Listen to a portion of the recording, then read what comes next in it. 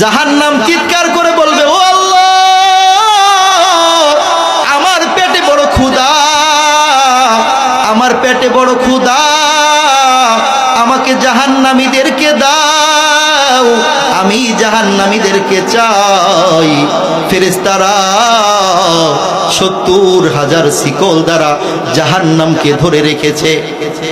৭০,০০০ শিকল দিয়ে জাহান্নামকে ধরে রাখে। জাহান্নাম বলে, আল্লাহ, আমার পেটে বড় ক্ষুধা, আমার জাহান্নামীদেরকে দাও, আমার ক্ষুধা নিবারণ করব। জাহান্নামকে ৭০,০০০ শিকল দিয়েও ফেরেশতা ধরে রাখতে পারে না।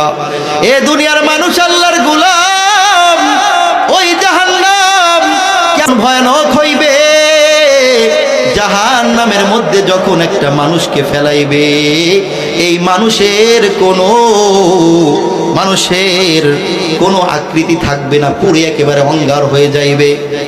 এ দুনিয়ার মানুষ, এই আল্লাহর গোলাম, আর যেই ব্যক্তি ভালো, দুনিয়ার মধ্যে যে ইবাদত করছে, দুনিয়ার মধ্যে যে প্রিয় ভাজন ছিল, সমস্ত কিছু ফেলে দিয়ে আল্লাহর ইবাদতের জন্য মাশগুল হয়ে যাইত।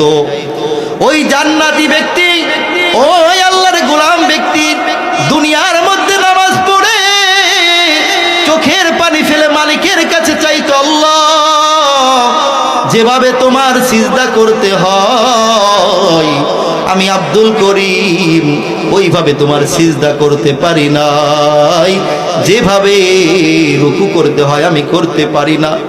চোখের পানি ফেলে ফেলে মালিককে ডাকতে, ও মালিক, আমি আব্দুল করিম তোমার যথাযথ ইবাদত করতে পারি নাই। দর দর করে চোখের পানি ফেলে দিয়েছে। আমার আল্লাহ এই চোখের পানি এত প্রিয় হয়েছে।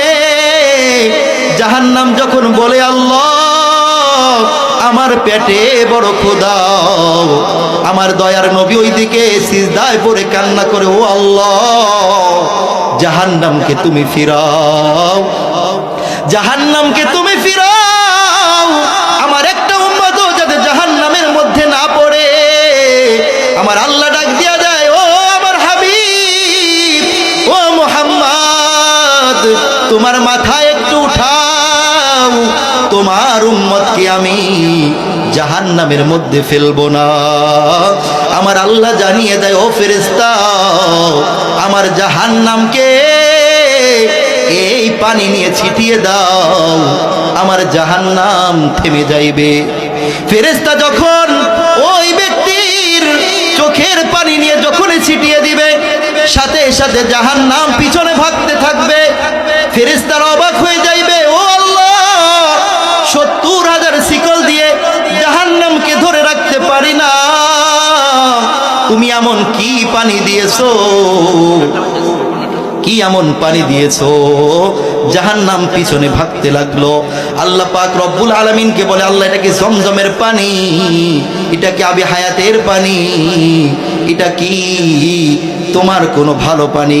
আল্লাহ জানিয়ে দেয়, ও ফেরেশতা, এই পানি আবে হায়াতের পানিও না, জমজমের পানিও না, এটা হলো আমার ওই প্রিয় বান্দা আমার ভয়ের কারণে কেঁদে কেঁদে আমার কাছে যেই চোখের পানি ফেলাইতো, ওই পানির বরকতে জাহান্নাম পিছনের দিকে ভাগে। সুবহানাল্লাহ।